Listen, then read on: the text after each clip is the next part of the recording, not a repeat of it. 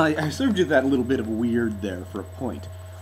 What you just heard was actually the first recorded music ever done by a young Isaac Brockshus before he was in Modest Mouse. Because in this really world, there's only really two kinds of Modest Mouse fans. You got your hardcore old school fans who are always hoping they go back to the days of the Lonesome Crowded West and Sad Sappy Suckers, and back when it was so weird you couldn't really make out what they were doing or saying in the song itself, you know? So, there's that. Or, you got your amelodic Modest Mouse, where they came to actually sort of try to write music that people liked, not just they liked. And it became like, the Moon in Antarctica was the first example of that, and then Good News for People Like Bad News came next, and then after that it was We Were Dead Before the Ship Even Sank, and that brings us to now. This one, Strangers to Ourselves. So this is the first Modest Mouse album in almost a decade. Can everyone just seriously think about how awesome it is to have new Modest Mouse music finally? I wasn't sure that was going to happen. I mean, who really was it? Just, you never know. Anyways, they're back. And I hope that's a permanent thing, because they've promised a new album in 2016, possibly with the bassist from Nirvana playing a part of it, so that'll be interesting. But we'll have to wait and see if that promise holds up. Let's do some history on Modest Mouse.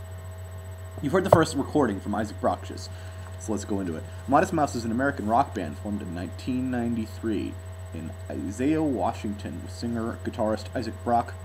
We have drummer Jeremiah Green, bassist Eric Judy, and that was in 1993. Holy crap. That's so... I didn't even know they were around for that long, to be honest. In 1994, they recorded their first EP, Blue Cadet No. 3, Do You Connect? Calvin Johnson's Dub Narcotic Studios. That's right. It was released on K Records. The single broke, followed under Sub Pop, was recorded at Steve Wild, aka Bluesman's Seaside Steve. It was in the Moon Studios in Washington. During this time, Modest Mouse also recorded what would have been their first album, Sad Sappy Sucker, but constant delays caused them to have shelved and forgotten. It was not until 2001 that it was officially released, before making their way onto the world of pop in 2004. Many of Modest Mouse tours included DIY punk venues.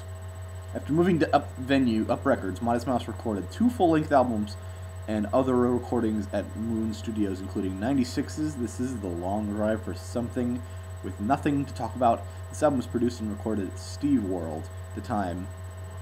World was assisting the records as well, but not officially part of the studios. It turned out to be the band's breakthrough. The Lonesome Crowded West gained a cult following, as I was talking about, the early fan base, and then is now popularly considered to be one of the defining albums of the mid-90s indie rock. During this time, Nick Kraft was brought on to redefine the band's sound. Prior to its release, the band recorded EP The Fruit That Ate Itself.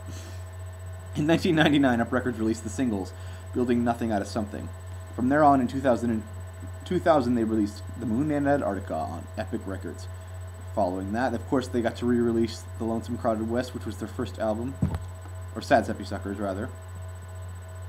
Yeah, it was really well loved. It's amazing. I love that album more than anything. From there on, we go to, I don't even know, in 2001, an EP, Everything in His Nasty Parlor Tricks, and then touring with the Flaming Lips, and from there to mainstream success. Green left the band after suffering a nervous breakdown in 2003. Official word was that he was leaving to work on his side project, Bells. In the same year, he and Judy appeared on Adam Fortune's solo album. Following that, they rolled in some Crowded West. After that, they went to Good News for People Who Love Bad News, Float On, Oceans Breathe Salty, Saturday Night Live. The rest is history. They were nominated for a Grammy. They toured with about everyone in the world. This was a huge moment for them. From there on, actually, in 2006, Danny Galecki left the band, and Johnny Marr, the Smiths guitarist, joined them and helped them write We Were Dead Before the Ship Even Sank. And then that leads us to now, after they tried to write an album and that went through to nothing, and then, well, eventually here. That's kind of how we are. So I'm going to do my rundown on this because I got a pretty good... There's a lot to say. Honestly, the last time I bought the new Modest Mouse album I could think back was in high school. Oh my god. That's so crazy because, think about it, I'm 2 years out of college now. I bought their last album in high school. That's insane. The band's lineup has changed here several times. Johnny Marr is now out of the band, and there's a couple of new rotating musicians in, but, you know, it's fine. Honestly, Modest Mouse have changed lineups a lot. And you got to wonder yourself at this point whether they're going to be back to strange Modest Mouse or they're going to continue the trend of new amelodic, where it's some melodic stuff with the strange thrown in. So, I don't know. It's not yell rappy, but on the first album back, I'm just worried if it's going to be the same band, because you know, after a band has a 10-year period of time without music, they come back and sometimes it's just not the same thing. Take Blink-182, take about a million other examples, take Dispatch, take, I don't know, anything that's done that. 10 years to make a record. I'm worried about it, let's just say that. But here, I don't know. I remember that they always come through with this kind of thing, but he has said it to himself that he doesn't think that Modest Mouse will ever be able to reach the heights of their past singles and success. And that's from Isaac Brock himself. So that makes us worried, but let's just move on.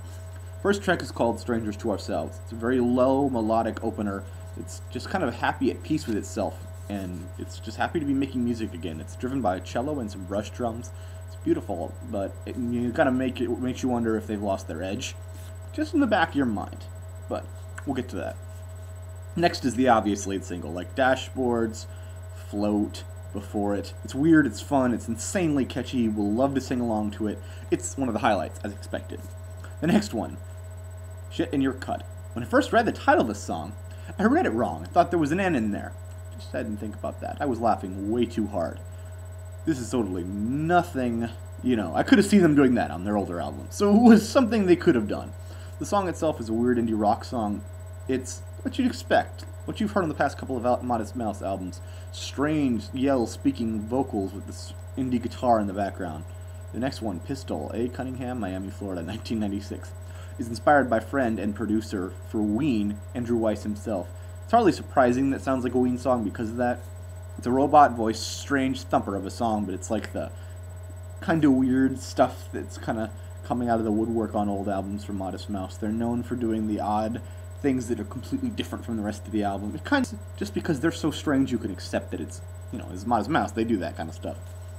On Ainsel, it's an oddly happy and normal indie rock song. It's written about the last time Isaac Brock ever saw his brother in Mexico when he was a few years ago. He's written about it before. His brother disappeared in Mexico and they never saw him again. But this one's happier than the last time. It's kind of like just trying to become at peace with it. I personally really like this song. I think it's got an insanely island feel to it, and that's really cool.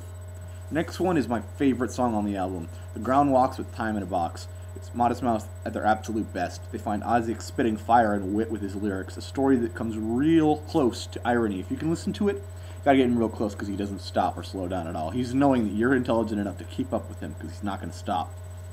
It's got this awesome disco funk sounding horns mixed in the background. They make great use of layers here. The layers are just everywhere. It's got fun indie rock. It's got synthesizers. It's got horns. From the beginning to end, this song is just highlight all the way. It's like 6.5 minutes, so it's a long one too. Number 7, Coyotes, is a fairly mellow song about a story, about a coyote that actually got on a public bus in Portland. It starts quietly before building to a mostly acoustic end. Pups to Dust is a song about belonging in a place anymore, not belonging in a place that you were born in anymore because you just don't know what to do with yourself. Loosely, at least. It's a weird indie rock song driven by guitar lines in the music. It's strangely distorted at its end.